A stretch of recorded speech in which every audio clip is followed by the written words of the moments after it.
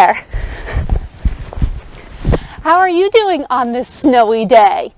So, snowy days like this remind me so much of what it would have been like to live during the Ice Age, which makes sense because I'm an educator here at the Museum of the Earth in Ithaca, New York.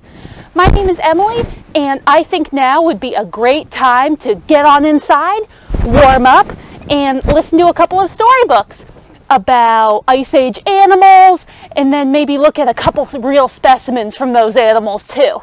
So why don't we head on inside and listen to our first book, How to Wash a Woolly Mammoth. So let's get started.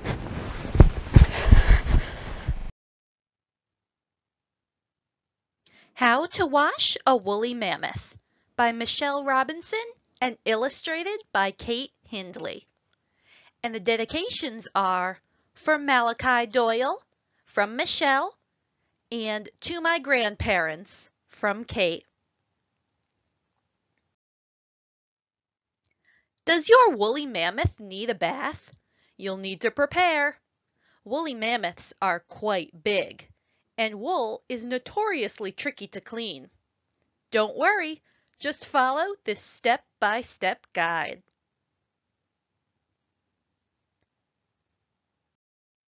Step 1. Fill the bathtub. If your mammoth is thirsty, this may take a while. Step 2. Add bubble bath. Step 3. Add mammoth. You can use a broom, a spooky mask, a skateboard, or a heavy-duty crane.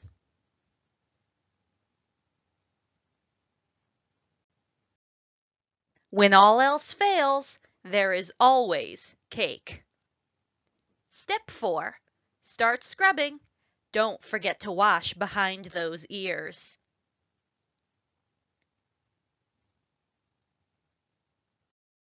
Step 5. Wash his big fat tummy. Careful, a mammoth's tummy is terribly tickly.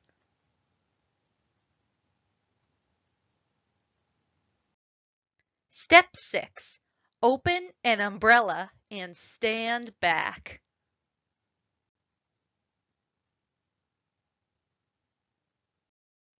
Step 7. Now for the really hairy bit. You're going to need some shampoo, not too much. And the hairstyles are called Bubble Bliss. Who, me? Hair raising, Mammoth Mullet, and that is Twirly Whirly, the King, and Comb Over.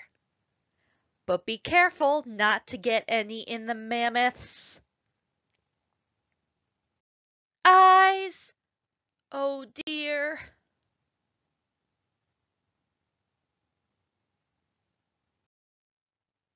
Step 8. To get a wet woolly mammoth down from a tree, you'll need a very strong trampoline.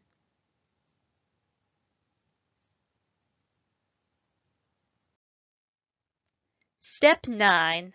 Let him share a bath with you.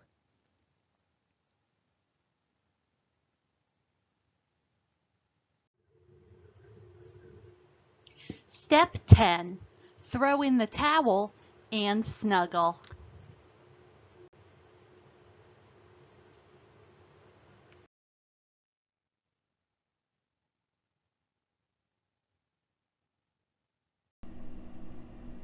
So I have in front of the camera now two animals that look very similar to one another. They each have 4 legs, a trunk, tusks, which are these long white pieces here, and what appears to be shaggy fur.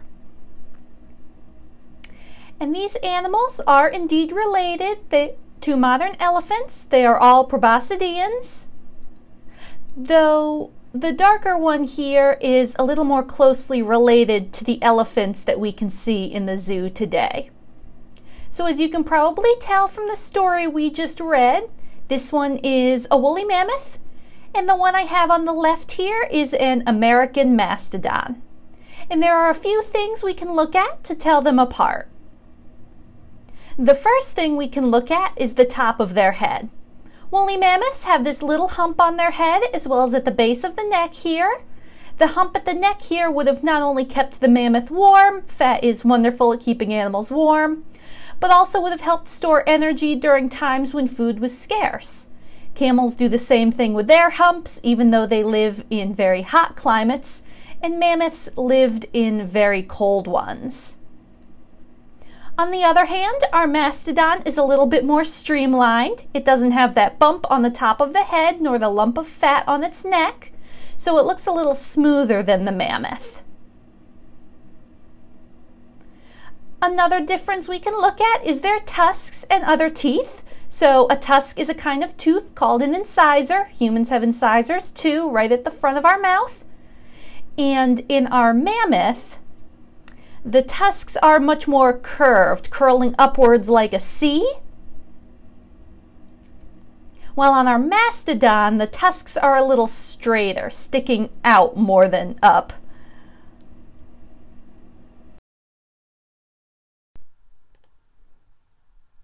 Now, as far as teeth go, we can also look at the molars of these animals to tell them apart. Molars are the grinding teeth in the back of the mouth, just like humans have. And we'll start out with the woolly mammoth molar here. So when in the mouth, the tooth would have been like this with the flat part on top. This is the grinding surface that would have done all of the chewing, while this pointy part at the bottom would have been down in the gums. Now, a flat tooth like this with all of these ridges on here is wonderful for grazing or eating grass that they would have pulled up with their trunks and brought to their mouths. Now let's compare that with our mastodon molar. So already we can see a lot of difference. On the mastodon molar, these pointy parts at the top here would have been the chewing surface, while the sharp points here would have been in the gum. Now these points wouldn't have worked very well for eating grass, but they worked great for eating branches and brush, low plants with woody stems, which the mastodon would have also pulled up using its trunk.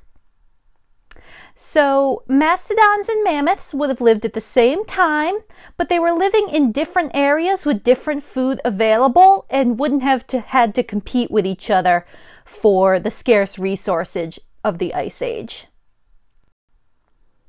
The models I showed you earlier were too little to get a sense of just how big these animals were, so I have some other fossils to help us visualize that too. First, I have the rib of a woolly mammoth.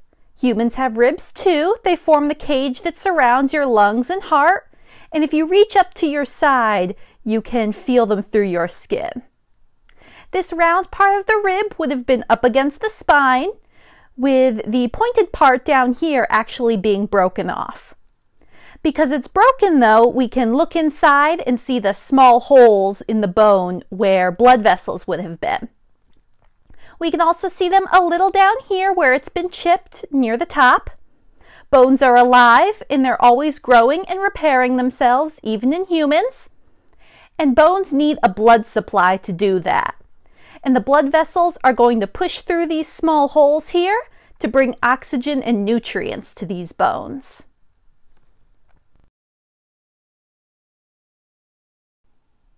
The other bone that I have here is a vertebra from a mammoth. Humans have vertebra too, and if you reach back and feel the bumps along your back, that's going to be the spine, which is made up of vertebra. The spine protects the spinal cord, which connects to your brain, and that spinal cord is what would have passed through this big hole in the center of our bone here. The pointy part up here would have been where muscles were attached or anchored. And we can also see, if we get closer, that we also have more of those same holes that we saw in the piece of rib. So we can already see that it takes me 2 hands to really get a hold on this vertebra compared to your own small spinal bones.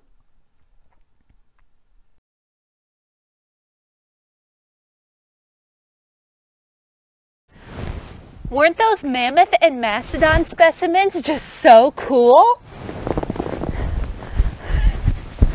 So I'm back out here now in the snow to get myself in the mindset for our next story. It's called This Orc He Cave Boy, and it's got all kinds of really cool, really interesting Ice Age animals in it that a cave person may have seen thousands of years ago. So let's head inside, warm up, and get started.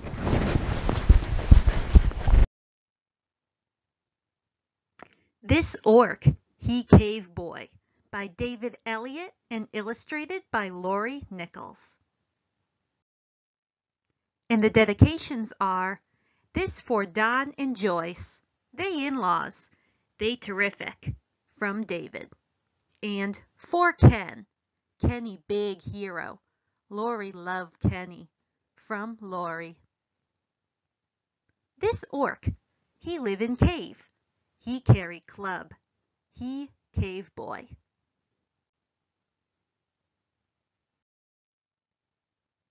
This Woma, Woolly Mammoth, Orc love Woma.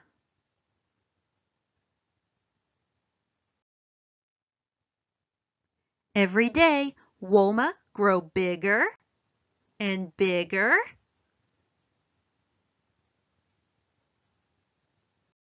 and bigger. Orc love Woma.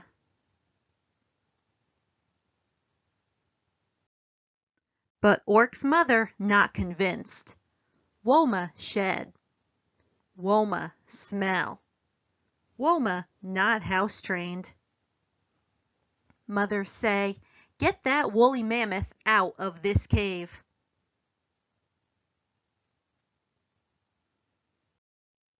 Poor Woma. Orc love Woma.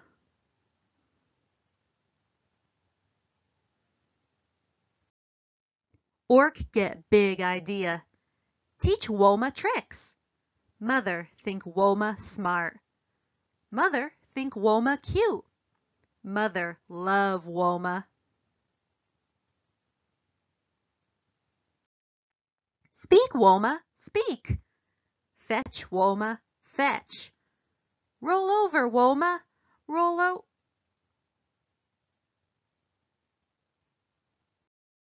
Poor Woma. Orc love Woma.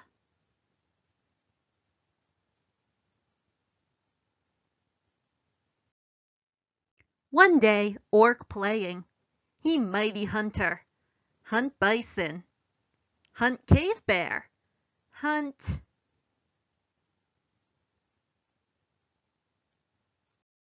Sabertooth.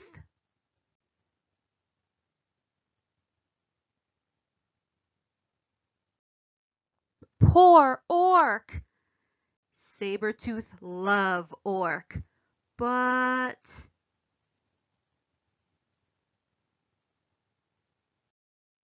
Woma love Orc more. Sabertooth reconsider.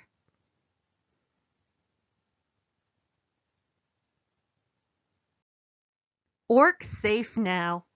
Woma big hero.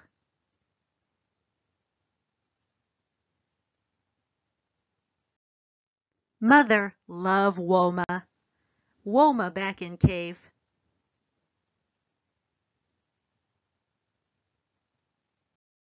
Kind of.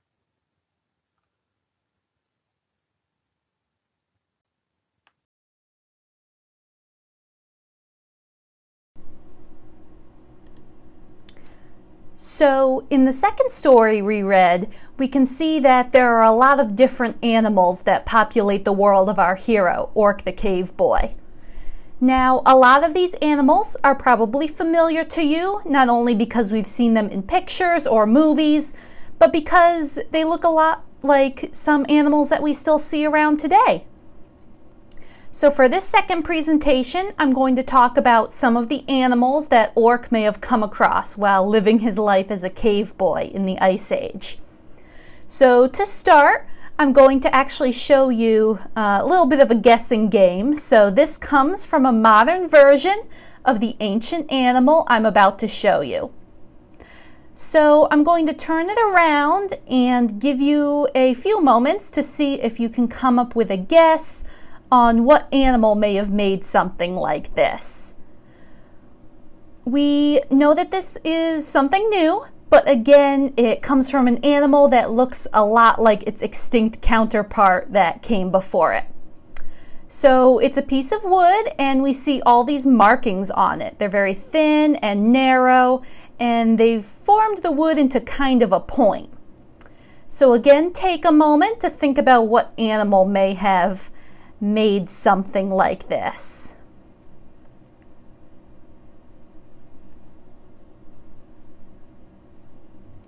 Well, I won't keep you waiting for long, but if you guessed beaver, you would be right. So modern day beavers are actually a little on the smaller side. The skull of a modern day beaver can fit pretty comfortably in your hand.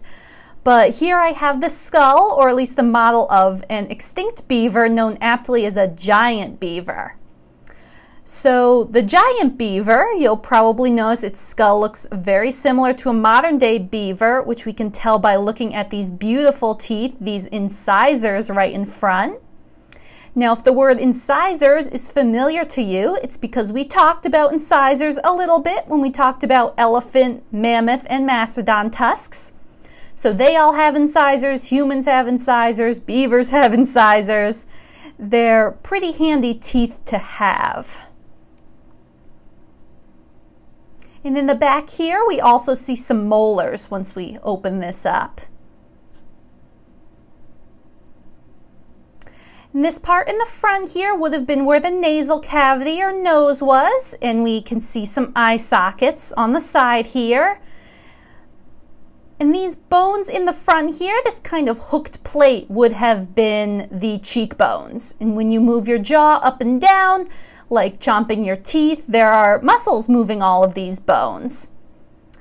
And when you are a beaver and you're chopping wood every day, like this, you need some pretty strong muscles to do all of that chewing. And the shape of a beaver's skull helps provide an anchor for those strong muscles.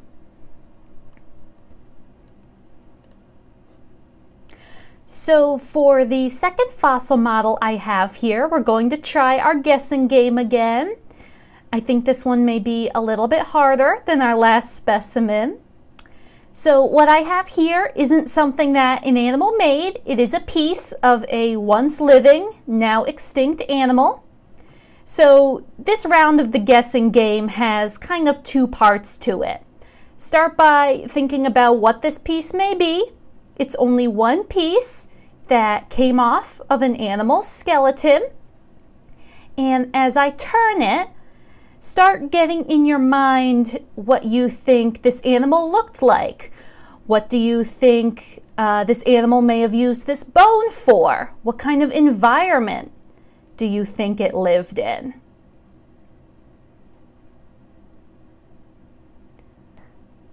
It's very heavy.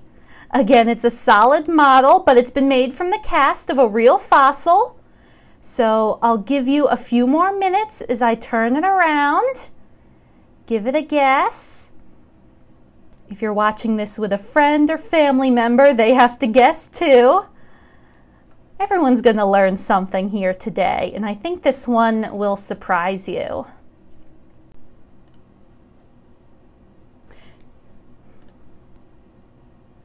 So just like with our giant beaver skull, I won't leave you in suspense for too long. I know it's very cool. So if you guessed claw, that is correct. This is the claw of an Ice Age mammal, but maybe not the one you're thinking about. So this claw belongs to an animal. I have the model here, known as a giant ground sloth. So if I hold it up, you can see the much less impressive claws on this small model here. The giant ground sloth really lived up to its name. If you've seen the Ice Age movies, you know that there are small sloths in there, but the real ones were actually very massive animals, as we can tell from its one fingernail here. So even though I'm sure ground sloths could have used their claws for defense, they were actually relatively peaceful animals. They were herbivores, eating plant material, reaching up into the trees to get leaves. But you don't really need huge claws like this to eat plants. The plants aren't going anywhere. So what did they use these claws for? Well, these animals actually lived at least part of the time underground. So they would have used these massive claws to dig themselves burrows underground. These burrows have been found in South America, and some are tall enough for a full-grown adult to stand up in. But remember, these animals probably weren't standing up in their burrows. They were probably crawling along the floor. So we can already imagine that not only are these animals big, they were much larger than any humans around at the time. And this was pretty common in the Ice Age for these megafauna, as they are called. So not all of the animals that Orc and his mother would have seen would have been huge like the giant ground sloth or the giant beaver. There were animals of all sizes at the time. So these maybe don't take as much guessing as the other two, so I'll just come right out and say that I have two models of bat fossils here. So bats have been around for quite a while. They would have predated humans coming long before them. And this one's a little bit hard to make out, but you can see here the very thin, delicate wing bones of our first bat fossil. So bats are mammals, just like humans, just like beavers, just like sloths, but they can fly. And they fly using the same sorts of bones that humans have in their hands. The only difference is that bats have a very thin membrane of skin across those bones. But bats, again, are mammals. They have fur, they're endothermic or warm-blooded. They also have live babies. They don't lay eggs as birds do. So the other fossil is perhaps a little bit clearer. Again, we can see those wings folded up on themselves right here. We can make out its rib cage. Look how small those are compared to the mammoth rib we saw earlier. And we've got this long tail coming off the back here. And bats aren't really known for their long tails nowadays, but like most animals, they probably used them for stability while flying.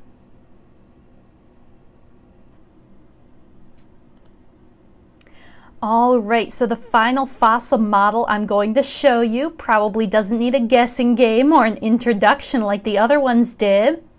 We have here a saber-toothed cat skull.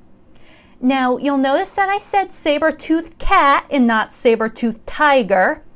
So the reason that a lot of scientists don't use saber-toothed tiger is that these animals weren't really tigers in the way we think of tigers nowadays. They were big cats though, so they're related to tigers, they're related to lions. They just aren't tigers the way we think of them. So there's a lot to point out on this skull. It's very exciting. Let me take it apart. So obviously the first thing you notice are these saber teeth on our saber-toothed cat. So these would have been the canine teeth. Humans have canine teeth as well. It seems to be an ongoing theme of this presentation. They're the pointy teeth at the front of your mouth. We do have incisors, coming back to those. And these canine teeth would have been used to hunt and take down their prey. So they're incredibly strong animals, and there were very few animals that wouldn't have been on their list for possible prey options. And again, that's due to that very sharp edge on the back of this tooth here. We also have some smaller molars back here, just like we saw from our mammoth and mastodon. And as I turn the skull, there's a few more things to point out. We have a large nasal cavity in the front here. I'm certain that, like a lot of predators, the saber-toothed cat would have relied heavily on smell. We also have where its eyes would have been, also known as the orbit. And then we have this structure in the back here. And as I turn it, we see it's very fine and narrow.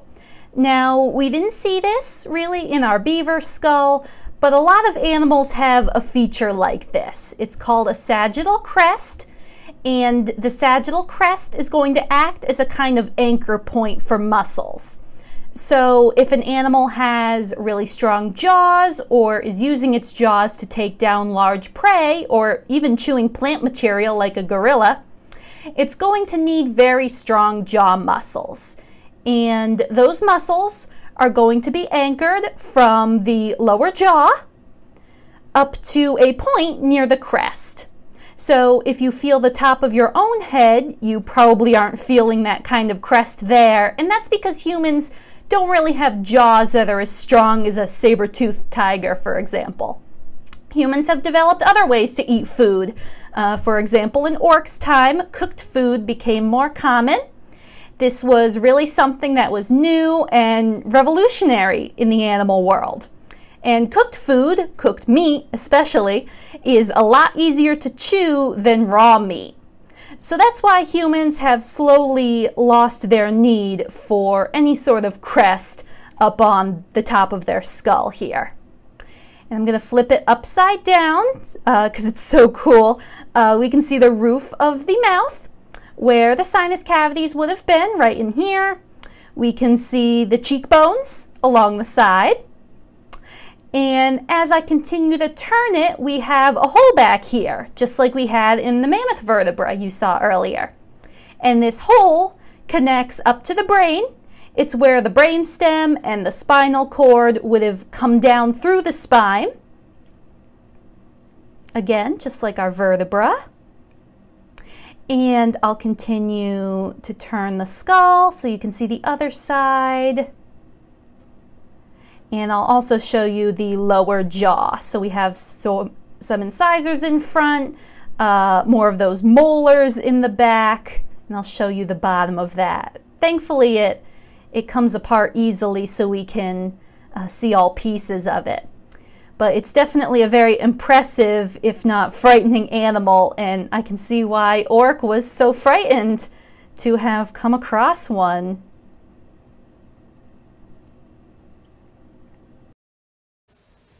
Thank you so much for joining me for Ice Age Storytime today. I hope that you really liked the books we read and that you learned a lot of really cool things about Ice Age animals. And my friend and I here wish you and your friends and family a warm, woolly winter ahead of you. See you next time.